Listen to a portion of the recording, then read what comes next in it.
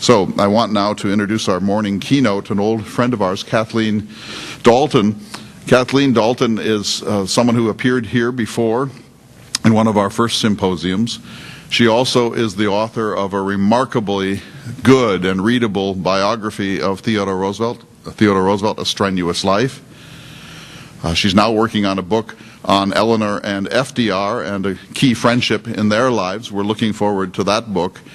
I've had the good fortune to work a little bit with the documentary filmmaker Ken Burns, and Ken Burns is now doing a 14-hour documentary about Theodore Roosevelt, his niece Eleanor Roosevelt, and his fifth cousin Franklin Delano Roosevelt, and that 14-hour epic will be released in 2014.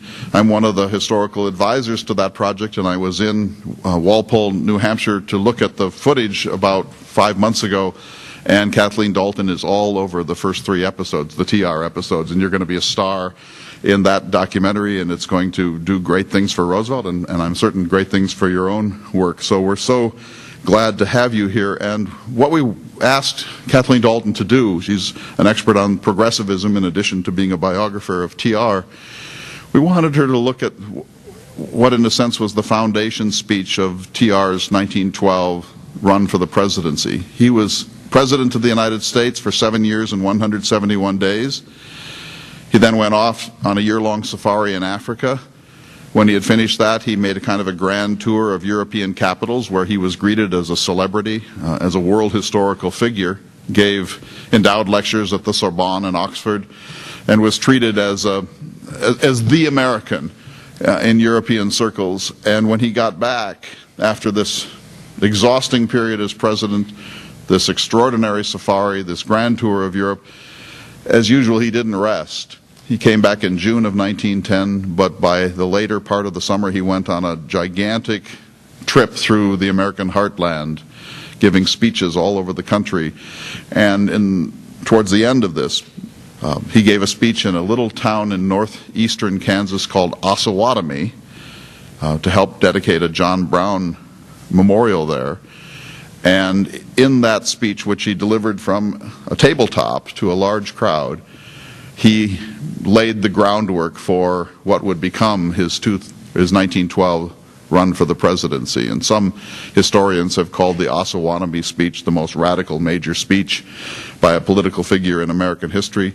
It certainly shocked Roosevelt's friends and set the scene for one of the most extraordinary election campaigns in American history. So please join me in welcoming our friend Kathleen Dalton.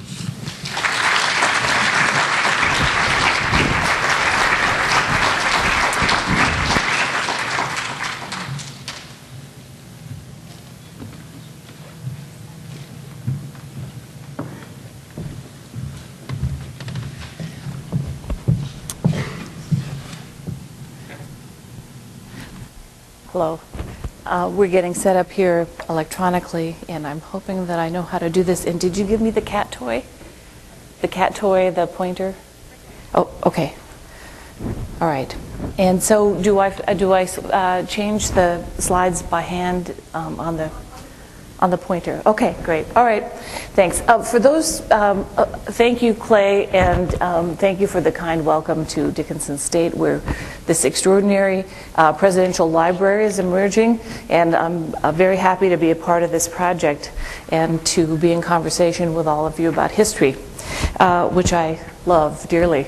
And for those high school students here, and their teachers, I made a handout for you, and as you follow along my talk, you can see that I'm not going to talk about everything in Theodore Roosevelt's life, but the timeline will help you just get a perspective on his life and what the Bull Moose Party advocated in 1912, quick summary, and then something that's really important that I won't have time to talk about a lot today is how far behind the United States was compared to other industrialized countries, and in terms of welfare state policies, old age pensions. So those are things for you to think about, talk with your teachers about, and to continue to discuss as the symposium goes along. Last night, Jeffrey Osler talked a lot about prairie populism.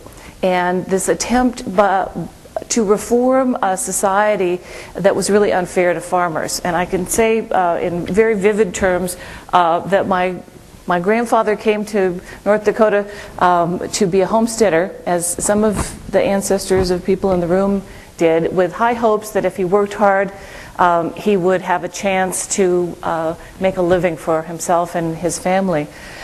He failed as a farmer, as a wheat farmer in North Dakota, in part because grain elevators charged high prices and didn't give fair return to farmers.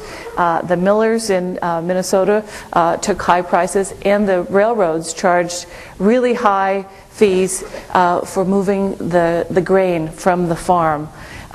So a lot of farmers were going out of business. So in the 1880s and 1890s, prairie populism spreads, and you have a almost radical movement of the populace suggesting public ownership of railroads, because the only hope that they had to make a living was to address the problem of railroad profit. So a lot of farmers were looking for solutions to their dilemma. So one of the things that historians try to do is to look from the personal to the large themes. And what was happening all over the United States after the Civil War, during what we call the Gilded Age, is that big businesses arose. America industrialized, manufacturing, big factories grew, and in the East, in places like Ohio, large manufacturing firms were extremely powerful, and a lot of people became wage laborers, worked in factories. And so the problems of urban workers was related to the rise of corporations and big business. But in the West, and in the Midwest, where prairie radicalism spreads, farmers were hoping to have the same economic arrangement that they had had in the past, which is to grow their wheat or to grow their products and to sell them in a local market. A national market emerged, and they had to deal with railroads and millers and grain elevators. And this was the stimulus for them to organize the populist movement. And later, Clay is going to talk about the Nonpartisan League, which starts in 1915. So between the populists of the 1880s and the Nonpartisan League of the 1915,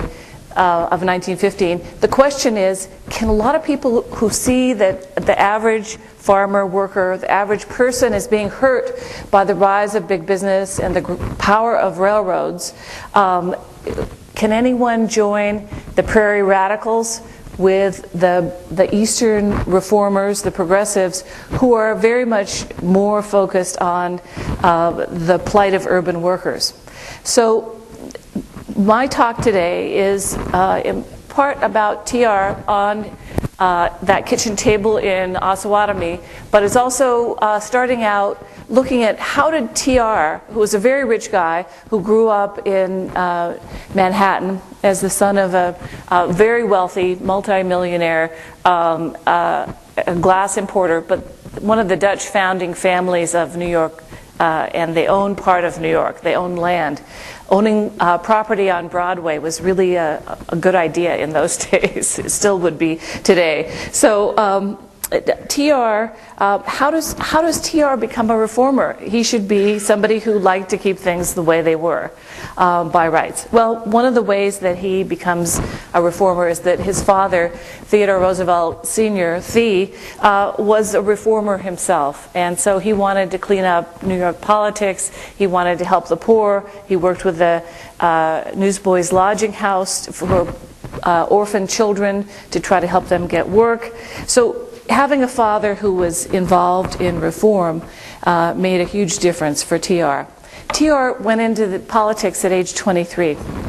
And so he went to the New York State Legislature, and there he turned out to be one of the first assemblymen interested in regulating workplace safety. That is, a lot of people, a lot of new immigrants to New York City brought work home and were making cigars or flowers in their homes.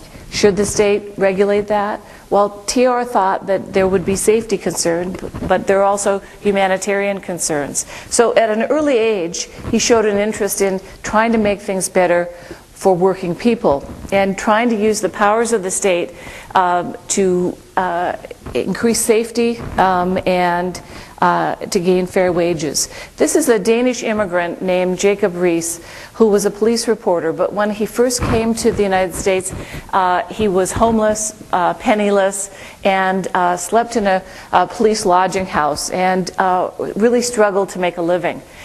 He understood the plight of new immigrants in a city, and he and TR became very good friends when Theodore Roosevelt was a police commissioner, tried to clean up the police of New York City.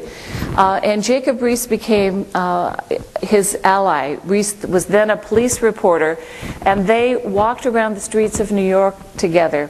I often say it is very funny to have a native New Yorker, TR was born in New York City, to have him reintroduced to his own city by an immigrant. But there are many ways in which Jacob Riis knew a side of New York that Theodore Roosevelt didn't know. And so he could show him brothels and starving children, street Arabs, kids who sold things on the street, abandoned children, all kinds of shocking sights. There were gangs. New York City was more dangerous in the 1860s and the 1870s than at any time for 100 years. Immigrant families crowded in tenement flats, 20 people living in a 12-foot square space with no indoor plumbing. Sights that shocked TR. So oddly enough, while TR was trying to clean up the police force of New York City, he and Riis addressed themselves to the urban problems of New York. They proposed a tenement house law that would ban having bakeries in the first floor of the tenement. The idea is that a lot of tenement house fires started because the bakery would catch fire and on the first floor of the tenement, and then the fire would spread, killing hundreds of people. So they turned to the state of New York and asked for a law that would ban bakeries in tenements, and they won it. TR became a reformer as a governor, and you can follow in the timeline that I'm skipping some of his jobs, but it's really the evolution of his life as a reformer that interests me in particular. He could see that urban workers were really suffering. And in times of depression, wealthier people could turn to their bank account or their savings or their resources. For poor people who didn't have savings, what happens during unemployment times? Well, people were actually starving to death. And that was true in the prairies as well as in the cities. And he was very concerned about it and looked to the other reformers who were trying to find solutions. Jane Addams is one of the people who gets started in the 1880s with a settlement house in Chicago. She doesn't just help immigrants in her neighborhood in Chicago, but she is looking for reform solutions. What can we do? Should we ask the city of Chicago to have better garbage pickup in poor neighborhoods? Should we ask for a living wage for workers? What will happen if people are thrown out of work? She certainly ran soup kitchens and things like that, but could we look at larger solutions to these problems? Jacob Riis, around this time, wrote a book called How the Other Half Lives. Some of you know this book. And it provided early documentary photography to show the readers of this book what it was like to live in poverty in a city. And it woke a lot of people up. America had the highest industrial accident rates of any industrialized country. Other countries had stepped in and said, okay, employers, factory owners, you have to provide safety in these factories. Railroads, which were a huge power here in North Dakota and in other places, had a lot of accidents too, and nobody stopped them.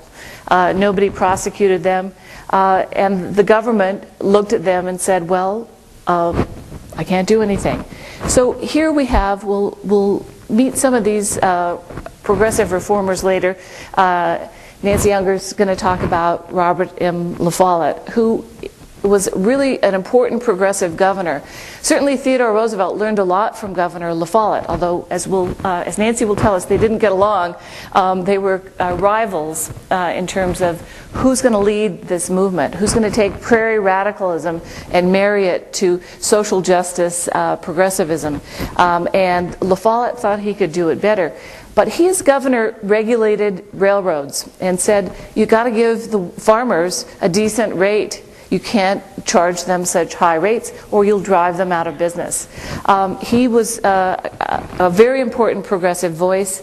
His whole life is really remarkable in the range of reforms that he promoted. Believe it or not, women were a very important part of progressivism, but a lot of times you'll read books, probably the textbook you use in your high school class doesn't mention them. And women couldn't vote in many states, but they joined clubs, and those clubs allied themselves with municipal reform groups. A lot of people at the turn of the century died of tuberculosis, which was spread by unpasteurized milk. The General Federation of Women's Clubs leaned on cities to insist on pasteurized milk. They did a lot of other things, including conservation, and they were an important force for progressive reform. Some of you do know about muckraking magazines and newspapers that published exposés that showed that the sausages that you were eating included the sweepings of the floor, the dead rats, and all kinds of unhealthy chemicals. Should the federal government let that happen? Well, what happens is progressives investigated, they developed a policy, they wrote an expose, they tried to arouse public opinion, and then they turned to legislation. If we had a live progressive in front of us here today, Theodore Roosevelt would be an example, they would claim that all social problems are fixable, and that it's our obligation as citizens to fix them. Now, today it's harder to find reformers who will say, we can fix everything. But progressives tended to be very optimistic, moralistic, and there are a billion versions of progressive reform. Theodore Roosevelt wasn't really intended to be president. He was too outspoken, and there are all kinds of ways in which it was not going to happen as long as he was in the Republican Party, because the Republican Party in 1900 spoke largely for corporate interests. And so he was and Theodore Roosevelt spent a lot of his career trying to befriend the Republican Party. So let's not claim that he's always a reformer. He's certainly a loyal Republican. That's how he rises in politics.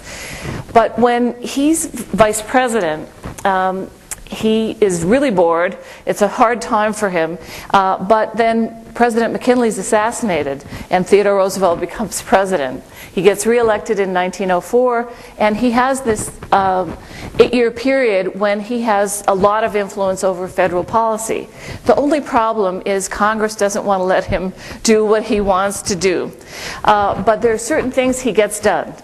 Most of you know that he expanded the National Park Service, not Park Service, the park system, and he protected a lot of game preserves, and he did a lot of that by executive order. So he's probably our most important conservation president, and he just did it. He ignored Congress. Or he got frustrated working with Congress. He also recognizes the right of unions to organize, which previous presidents had been much more sympathetic with employers. So if you're looking at the labor struggles of the late 19th century, I always tell my students, just assume that in most cases, presidents would intervene on the side of the employer, and that workers could be beaten, shot, fired for joining a union, and that unions were not doing well in the 19th century. Even labor historians who tend to have mixed feelings about Theodore Roosevelt because of his foreign policy admit that one really important turning point in the history of labor in America is the anthracite coal strike. Theodore Roosevelt made the owners of the mines negotiate with the workers. He's the first president who threatened to take over the mines when the coal miners went on strike, and he threatened that if they wouldn't talk, if the employers, the mine owners, wouldn't talk to the labor union leaders, he would take over the mines and run them by the government. So he forced them through a commission to negotiate, and it really helped the union movement, because they realized that they had a person in the White House who respected the right of labor to organize and negotiate for safer conditions, better wages, more more bargaining power. So this is something he didn't have to ask Congress to do. Okay. What we do get from Theodore Roosevelt had a frustrating presidency, but he did get the Pure Food and Drug Act and the Meat Inspection Act passed. These were, some of you have read The Jungle. It's a really disgusting book because it shows how how sausages were made and how unregulated the foodstuffs were in the United States. The United States food products had been boycotted in Europe in the late 19th century because they were so unregulated, so dirty. So those Armour hams were really putrid, and so they were banned in other countries. It was time for the federal government to step in and say, we need a minimum standard of safety. You can't sell opium at the druggists anymore. The United States had very open opium sales in medicines. A lot of people, Lydia Pinkham's medicines were sold, and they had a lot of opium products in them. So the Pure Food and Drug Act in 1906 is one of Theodore Roosevelt's major successes, getting laws passed. He also looks at child labor. These are coal miners who are children. Child labor was not regulated in the United States at this time, and Theodore Roosevelt did not succeed in regulating or stopping child labor as president. But he joined the child labor movement at the end of his presidency. So TR's evolution as a reformer comes about largely by meeting other reformers and talking to them, having a sense, learning about people's lives. He went to the mines, as his niece Eleanor Roosevelt would do in the 1930s, and he went into the mines and saw how dangerous it was to be a miner. One of the movements that he allies himself with is also the women's labor movement, because a lot of women worked in both tenements, but they also worked in the shirtwaist industry, sewing blouses and skirts. And he learned a lot from those reformers too. In 1909, he left the presidency feeling frustrated, but also feeling as though he had turned the tide. People argue, and I agree with them, that Theodore Roosevelt invented the modern presidency. He created a press room, he made it a personalized office, he talked about the presidency as a moral agency, a bully pulpit from which the president could promote change and change the country. In 1909, he said he was retiring. Well, not true. Not true. He left the presidency, he went on his safari, and he convinced the Republican Party to nominate his friend, William Howard Taft, who it turns out to have been not a good choice for Theodore Roosevelt because he wasn't as active or progressive. While Theodore Roosevelt was traveling in Europe, he met with a lot of reformers. He met in Germany to see what they did with labor problems. He met with David Lloyd George in England. England already had old age pensions, so that people would pay into an old age pension fund, and then later on, when they couldn't work anymore, they would receive old age pensions. Many industrialized countries had old age pensions already. TR returned to America in 1910 as Clay described it, and he saw prairie radicalism on the move. He was very much aware that in places like North Dakota, people were talking about letting the people choose who gets the presidential nomination, going to a primary system for choosing presidents instead of having party bosses. North Dakota had the first presidential primary. And that's really an important landmark. Direct election of senators. That is, instead of having the state legislature elect a senator, and often they would be very influenced by railroads or corporations, and they'd choose a representative of those corporations or the railroads. So in the West, people were talking about direct democracy and farmers' problems. Theodore Roosevelt at this time is also influenced by a woman named Florence Kelly, who gets the idea of a minimum wage. And she goes from state to state and gets states to pass a minimum wage. What is the lowest level that you could pay a person? Today, we take minimum wage for granted. It's low, but it is a standard beneath which employers cannot fall, unless very small employers are not affected by that. But minimum wages are a major revolution. Florence Kelly gave Theodore Roosevelt credit for helping her get those minimum wages passed on the state level. Okay, so we get to Osawatomie in 1910. Theodore Roosevelt's wife, Edith, hoped that he was going to happily go into retirement, write more books. He had already written 30 books, but she hoped that he could enjoy being a grandfather and enjoying, he was only 50, so he was not really ready to retire. But progressives came to Sagamore Hill on Long Island and kept asking Theodore Roosevelt to help them move the country forward. Now, some people argue that he was caught up in blind ambition, that he wanted to be president again. I argue, and I think other people agree with me, that it was largely the cause that brought him back into politics. So in 1910, he came to Kansas. He went on a 14-state lecture tour with Midwestern progressives, largely as his allies. He came, the people were cheering him along the train route. He wanted to understand what he called pioneer democracy. And to find a common ground between social and industrial progressive reform, like anti-child labor and labor issues, and prairie populism, prairie radicalism that was growing at the time. They celebrated a memorial ceremony for John Brown, the radical abolitionist. They had lunch at a mental hospital, and then they came to this large place. You can see here, I guess my pointer's not working. Is it working? Yes. Okay, that's Gifford Pinchot, who was TR's very good friend, who helped him write this speech that he gave. The New Nationalism speech is one of the most important speeches, and when President Obama came to Osawatomie to commemorate this speech last December, he talked about it as one of the historic speeches a president had ever given, and I'll quote him at the end. TR climbed on top of a kitchen table and spoke to a crowd of 30,000 without the advantage of one of these microphones. When he gave the New Nationalism speech, he argued that throughout history, quote, one of the chief factors in progress is the destruction of special privilege. What Roosevelt had in mind when he talked about special privilege was clear.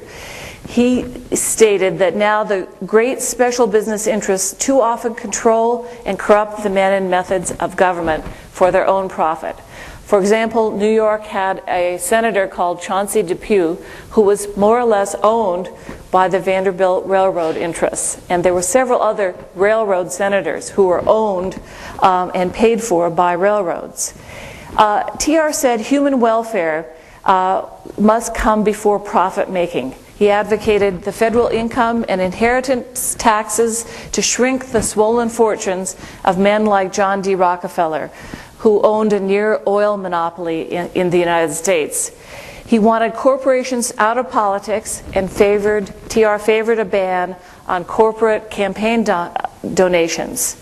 He called for his listeners to help him to equalize opportunity, to destroy privilege, and to drive the special interests out of politics.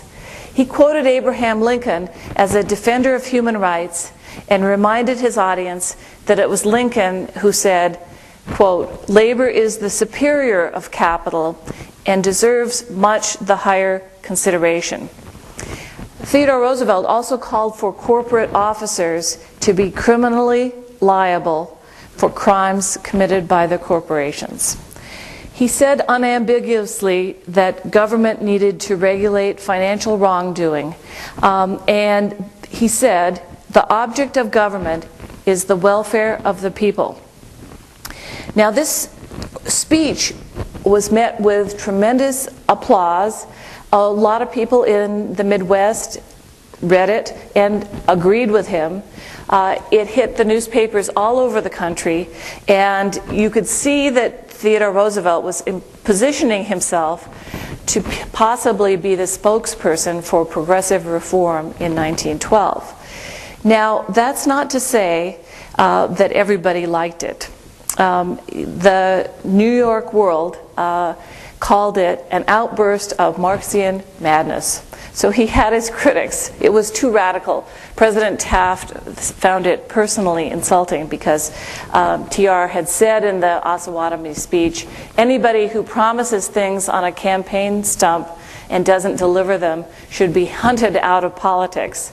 And Taft considered that a personal attack, which I think TR did not really mean.